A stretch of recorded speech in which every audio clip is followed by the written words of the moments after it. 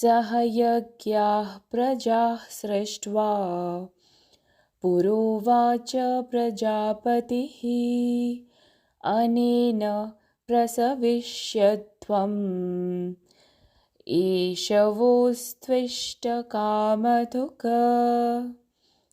सृष्टि के आरंभ में ब्रह्मा ने मानव जाति को उनके नियत कर्तव्यों सहित जन्म दिया और कहा, इन यज्ञों का धूमधाम से अनुष्ठान करने पर तुम्हें सुख समृद्धि प्राप्त होगी और इनसे तुम्हें सभी वांछित वस्तुएं प्राप्त होंगी।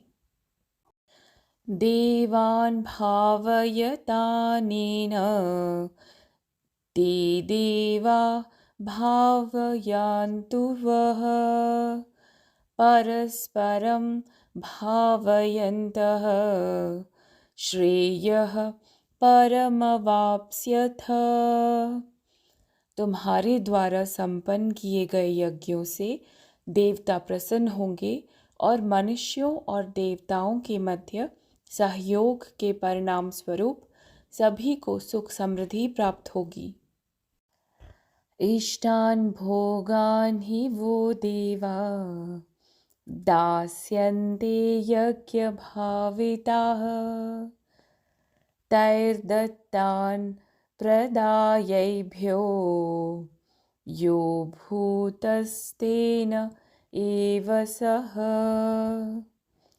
तुम्हारे द्वारा संपन्न यज्ञों से प्रसन्न होकर देवता जीवन निर्वाह के लिए वांछित आवश्यक वस्तुएं प्रदान करेंगे, किंतु जो प्राप्त उपहारों को उनको अर्पित किए बिना भोगते हैं वे वास्तव में चोर हैं।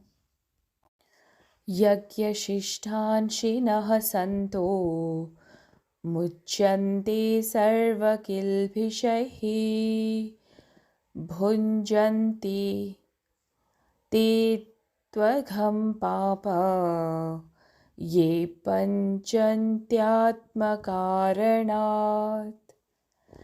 आध्यात्मिक मनोवृत्ति वाले जो भक्त पहले यज्ञ में अर्पित करने के पश्चात भोजन ग्रहण करते हैं वे सभी प्रकार के पापों से मुक्त हो जाते हैं, किंतु जो अपनी इंद्रिय तृप्ति के लिए भोजन बनाते हैं वे वास्तव में पाप अर्जित करते हैं।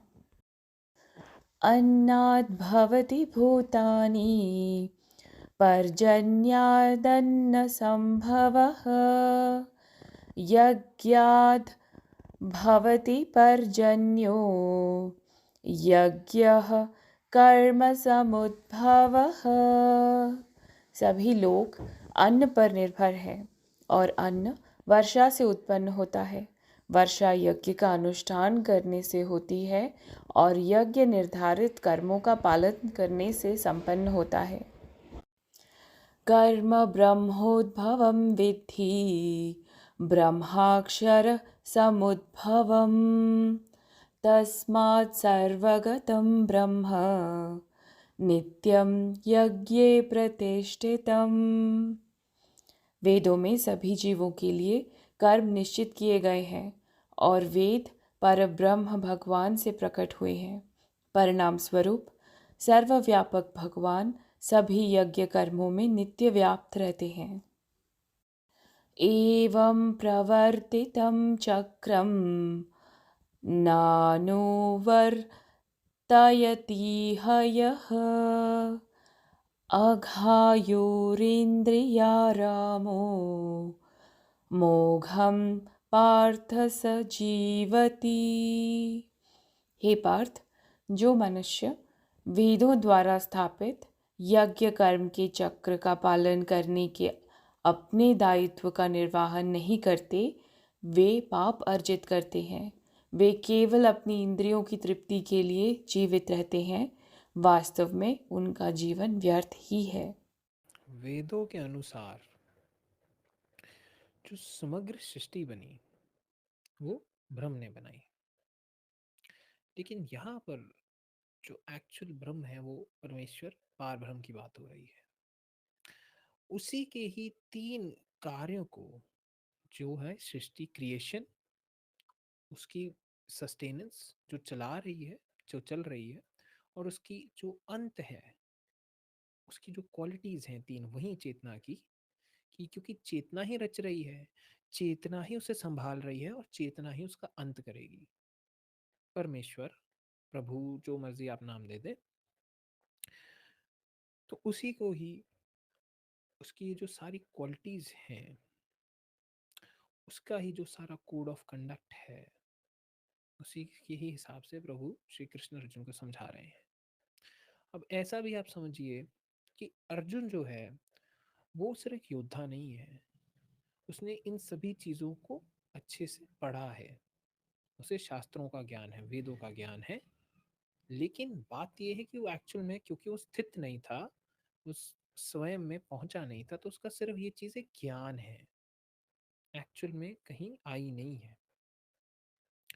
तो उसी का ही सहारा लेते हुए भगवान श्री कृष्ण अब अर्जुन को समझा रहे हैं कि जब सृष्टि की रचना हुई, जब बनी, तब ब्रह्मा ने ये मानव जाति का जो अ, रूप है ये सब लिया, इसको बनाया, और तभी उन्हें कुछ कर्तव्यों का पालन करने को भी कहा, और कहा कि यदि आप इन यज्ञों को और इन कर्मों को करेंगे, तो आपकी जो भी ज़रूरतें हैं और जो इच्छाएं हैं वस्तु प्राप्ति के लिए, जो भी रिक्वायरमेंट्स है, वो पूरी हो जाएंगी। अब ऐसा समझिए कि जैसे जैसे जैसे व्यक्ति की, आप कह लीजिए ना, आप ऐसे लीजिए, जब व्यक्ति बिल्कुल उसका जो चेतना का स्तर था बहुत डाउन था, जब सिविलाइजेशंस नहीं बनी थी, हम्म, तब उसने धीरे धीरे, जैसे जैसे समझ उसकी बढ़ी, हम्म, उसने आगे कर्म करने शुरू किए, कर्म किए, उसने उसका फल लेना शुरू किया, धीरे धीरे फार्मिंग आई, उसे उसे हथियार बनाने आए, उसे समझ आई 100 चीज़ें। और जैसे जैसे उसकी समझ बढ़ती गई, उसकी जो तरक्की है वो भी बढ़ती गई, उसकी जो इच्छाएं होती थी वो भी बढ़ती गई, क्योंकि इच्छाओं का बढ़ना इच्छाओं का बढ़ना भी कहीं ना कहीं आपके लेवल ऑफ कॉन्शियसनेस पे चल रहा है। अगर लेवल ऑफ कॉन्शियसनेस जो हम कहते हैं कि राजसिक क्वालिटी के साथ चल रहा है, कि बहुत इच्छाएं हैं, बहुत अचीवमेंट्स चाहते हैं, बहुत सक्सेस चाहते हैं, आप उसके लिए कर्म भी ज़्यादा कर रहे हैं, मेहनत ज़्यादा कर रहे हैं, एक्चुअल में फिर यज्ञों की भी, भारतीय संस्कृति में हमने यज्ञों की भी शुरुआत की, कि हम, क्योंकि हर एक चीज़ को परमेश्वर स्वरूप मानते थे, हमें बारिश चाहिए तो भगवान इंद्र की पूजा होगी, इंद्रदेव की पूजा होगी, अग्निदेव की पूजा होगी, समृद्धि के लिए, शांति के लिए, धन के लिए भगवान श्री कृष्ण, माता लक्ष्मी, कुबेर, इन सब की। तो हमने हर एक चीज़ के लिए ना, हर एक जो जो हमारी नेसेसिटीज़ हैं, रिक्वायरमेंट्स हैं, उसके लिए हमने एक तरह से एक इमेज क्रिएट की।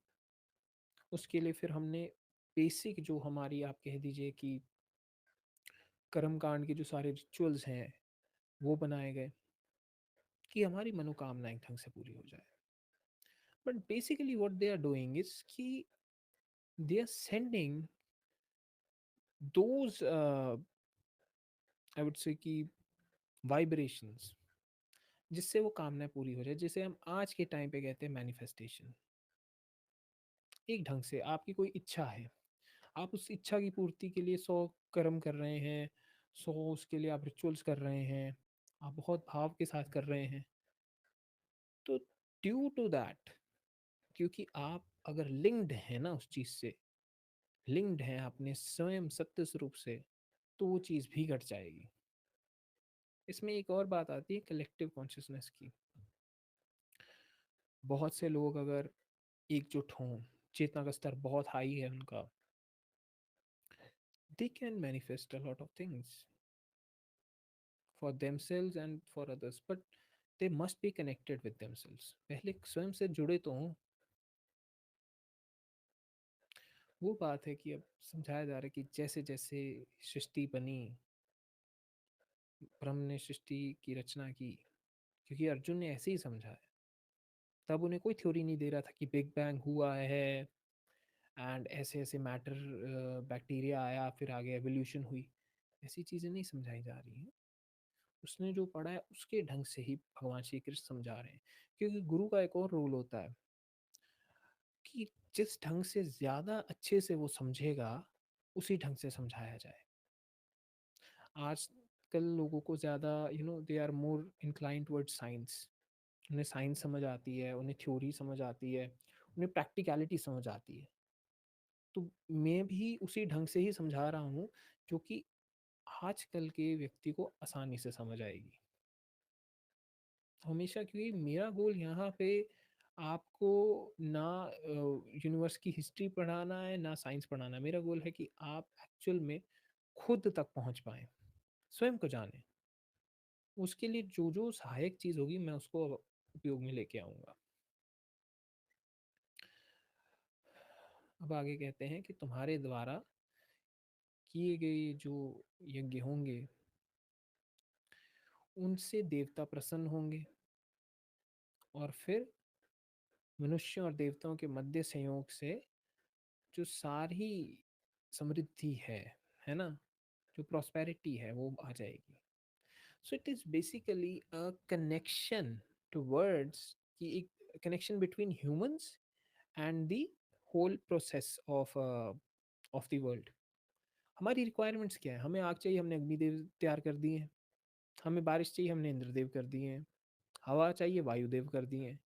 तो इंसान ने अपने अपने हिसाब से देवताओं को इमेजेस स्टार्ट कर दी क्रिएट करनी, एंड उनके जो कॉपरेशन है,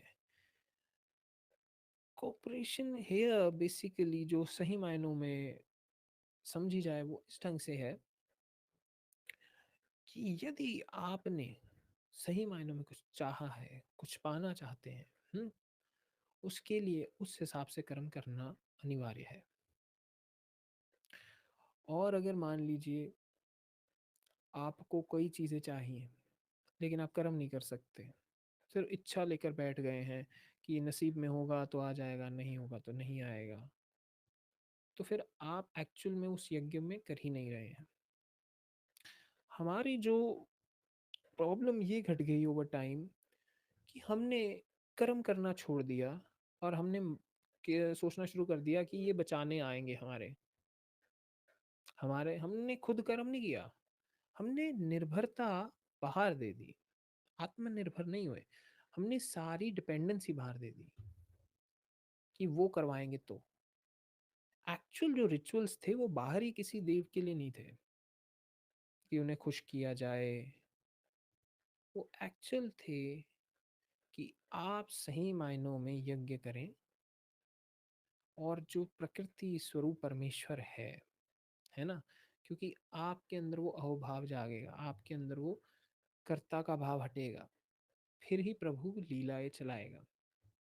हम आजकल अगर यज्ञ ना करें तो कौन सी बारिशें नहीं हो रही हैं, या आग नहीं मिल रही है, वो सब चीज़ें तो हो ही रही हैं। अर्थ क्या था यज्ञ से? और इन सभी देव देवताओं को खुश करने से होता क्या है कि आप उन जो रिसोर्सेज हैं और जो वस्तुएं हैं उनकी इज्जत करनी और ज़्यादा कर देते हैं, कदर करनी शुरू कर देते हैं, ख्याल रखते हैं। लेकिन अगर सिर्फ डिपेंडेंस ऐसे ही छोड़ दें तो फिर कैसे घट जाएगा? जब पहली बार किसी को अग्नि जलानी पड़ी होगी तो भी उसने कुछ मेहनत की होगी।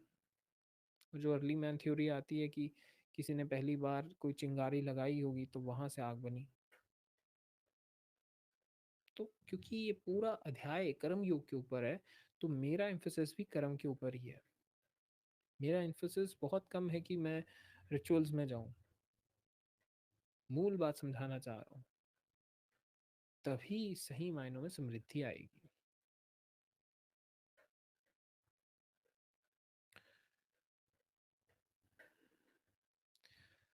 अब आगे है कि आपने अगर, जो श्लोक 12 है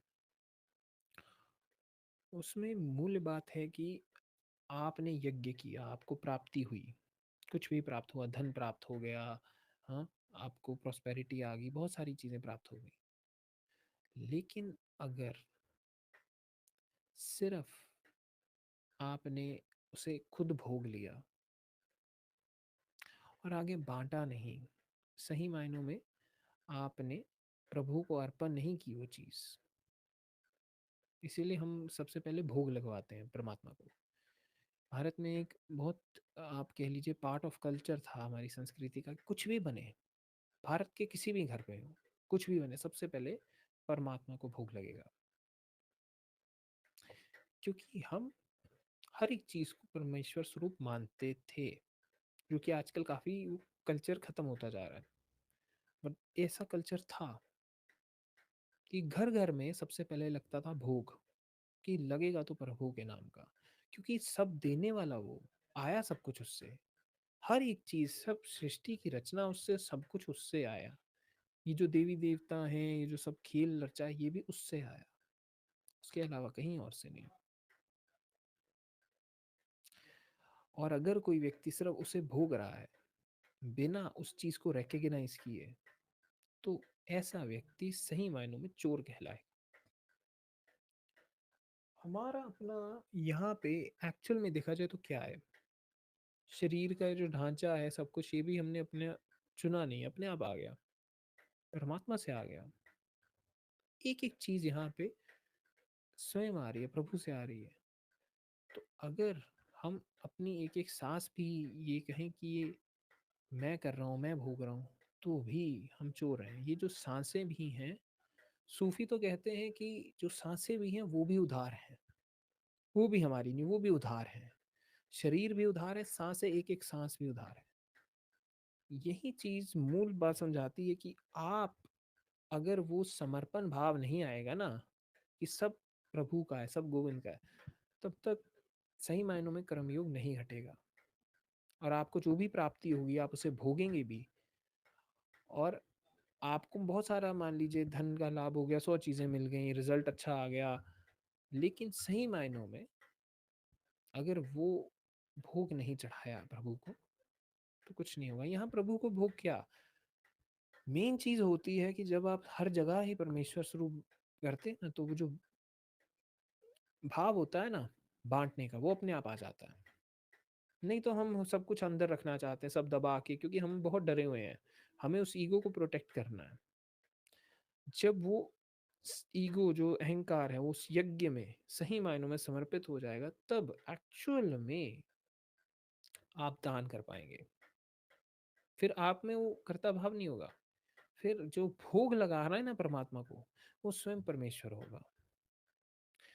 ये चीजें साधकों के लिए है बेसिकली। ये जितने अभी श्लोक हम पढ़ रहे हैं यज्ञ के और देवों को चीजें देने के लिए, वो सभी अभी साधना में है। अभी वो जो पहुंचा हुआ व्यक्ति, उसके लिए कुछ नहीं है।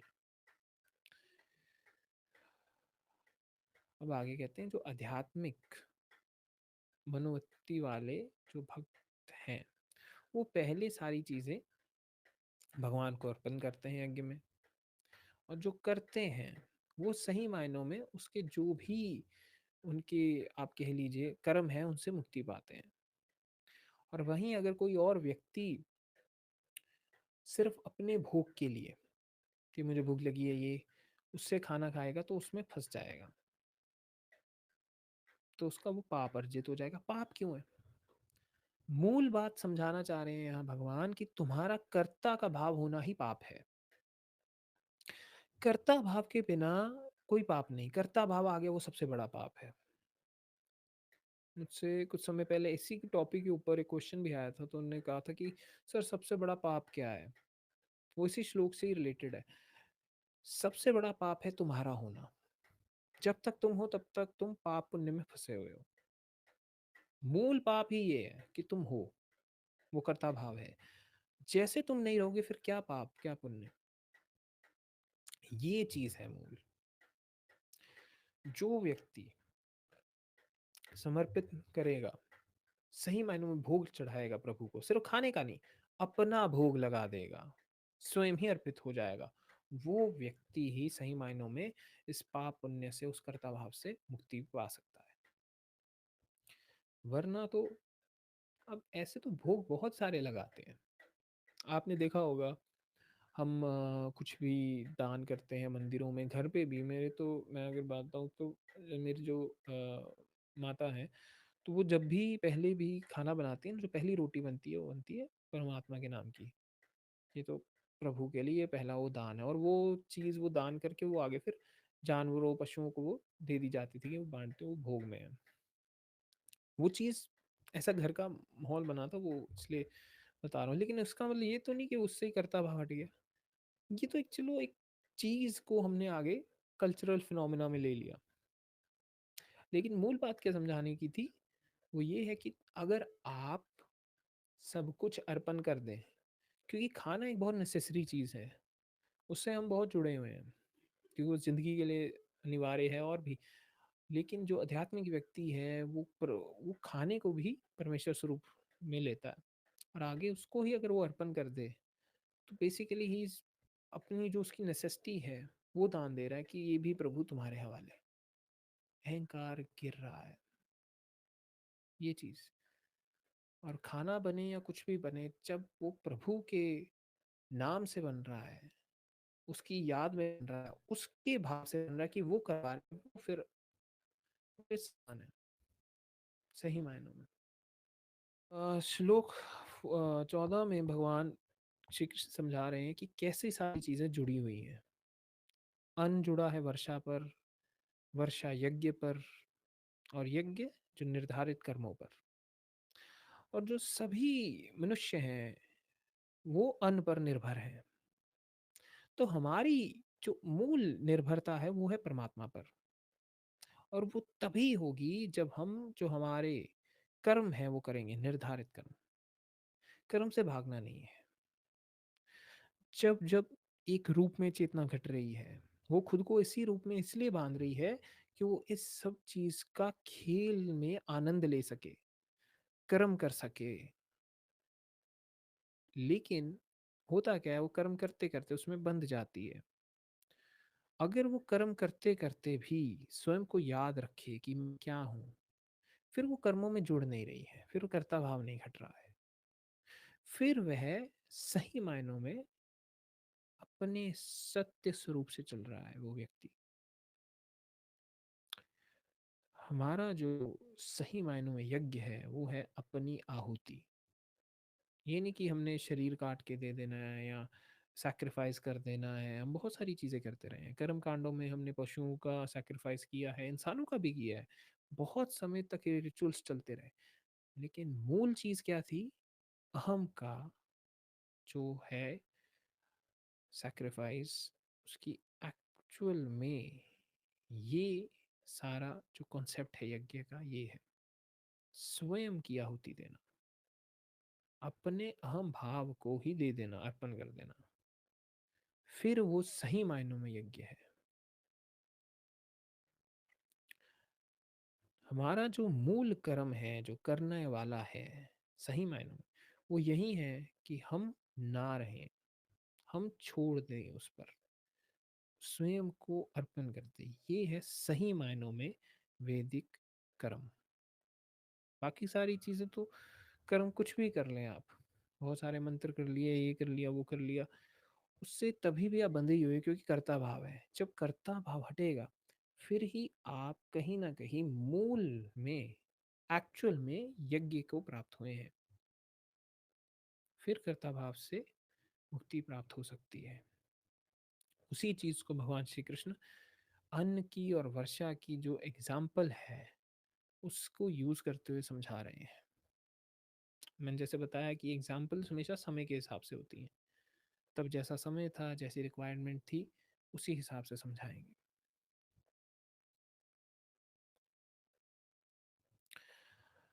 वेदों में सभी जीवों के लिए कर्म निश्चित किए गए हैं, और वेद पार ब्रह्म भगवान से प्रकट हुए हैं। और इसीलिए जो भी है सब कुछ, जो भी हम यज्ञ करते हैं, जो भी ये सारा कर्मकांड करते हैं, उसमें प्रभु हमेशा रहते हैं। यही मूल बात समझाना चाह रहे हैं भगवान कृष्ण की, जो भी करोगे, जब भी करोगे, कोई भी कर्म करोगे, प्रभु ही होंगे हर पल। कोई भी यज्ञ, हाँ यज्ञ एक्चुअल में सिर्फ यज्ञ को कर्म से कैसे लिंक किया जा रहा है। यहाँ कर्म कांड की एक्चुअल में बात नहीं हो रही है। यहाँ पे है कि क्या तुम अपनी आहुति देकर बिना अहम के भाव से काम कर सकते हो कि नहीं, कर्म कर सकते हो कि नहीं। उस चीज को एक्चुअल में हम यज्ञ कहेंगे, वो है यज्ञ। क्योंकि जब हमने देख लिया कि वो पार ब्रह्म ही सब कर रहा है, वही है हर पल, वही सब, ये जो सारा खेल रचा रहा है, सब चल रहा है, सब करा रहा है, तो फिर हम मुक्त हैं। तो फिर वो कर्ता भाव गिर गया। फिर सही मायनों में हमने किसी चीज का सैक्रिफाइस किया है, स्वयं को छोड़ा है। नहीं तो जानवरों का, पशुओं का, लोगों का, इतनी सारी सामग्री का करने से कुछ नहीं होगा जब तक स्वयं को नहीं छोड़ोगे। जो कर्म कांड में होते हैं वो सिर्फ कर्म कांड में ही रह जाते हैं, क्योंकि वो एक्चुअल में कहीं नहीं जा रहे हैं। जो मूल है कर्म कांड, उस तक बहुत ज्यादा नहीं आपको देर तक सहारा दे सकते हैं उसकी तरफ। वो सहारों की तरह उपयोग में लेके आए जाते हैं। ऐसे तो अगर किसी व्यक्ति को कर्मकांड नहीं आते हो, मान लीजिए, हम्म, कोई व्यक्ति, मान लीजिए भारत में ही नहीं हुआ, कहीं और हुआ, जिसे पता ही नहीं वेदों का, शास्त्रों का, तो क्या वो पहुंच नहीं पाएगा? क्या वो स्वयं को नहीं जान सकता? सही मायनों में तो यज्ञ ही तब है जब व्यक्ति स्वयं को सौंप दे। वो सौंप देगा तो उसका यज्ञ हो गया, उसके सारे कर्म कांड हो गए। कर्म कांडों से भी ज्यादा उसके यज्ञ की जो वैल्यू है, महत्व है, वो है। ये सब बाहरी ढांचे हैं। ये उनके लिए सहारेमंद ज्यादा हैं जो खुद को इतना लेकर नहीं जा सकते। उन्हें दिशा, उनके सहारे के लिए ये चीजें करवाई जाती हैं कि तुम अर्पण करो स्वयं को, अपने अहंकार को जला दो। जैसे इस अग्नि में सब कुछ हम अर्पण किए जा रहे हैं, वैसे स्वयं को भी कर दो। वो है असली यज्ञ। और वहां पे वो अग्नि है जो, वो है पार ब्रह्म। स्वयं को पार ब्रह्म में अर्पण कर दो, हट जाओ पीछे, प्रभु को होने दो। अब आगे कहते हैं, "हे पार्थ, जो मनुष्य वेदों द्वारा स्थापित यज्ञ कर्म के चक्र का पालन करने के अपने दायित्व का निर्वहन नहीं करते, वे पाप अर्जित करते हैं। वे केवल अपनी इंद्रियों की तृप्ति के लिए जीवित रहते हैं, वास्तव में उनका जीवन व्यर्थ ही है।" ये वैसी ही बात है जैसे पशु कोई जी रहा हो। पशु कुछ अर्पण नहीं कर रहा है, पशु को कोई भाव भी नहीं, पशु बस चल रहा है जैसे नॉर्मल, जो उसकी सर्वाइवल नीड्स है, बस उसमें ही वो जी रहा है।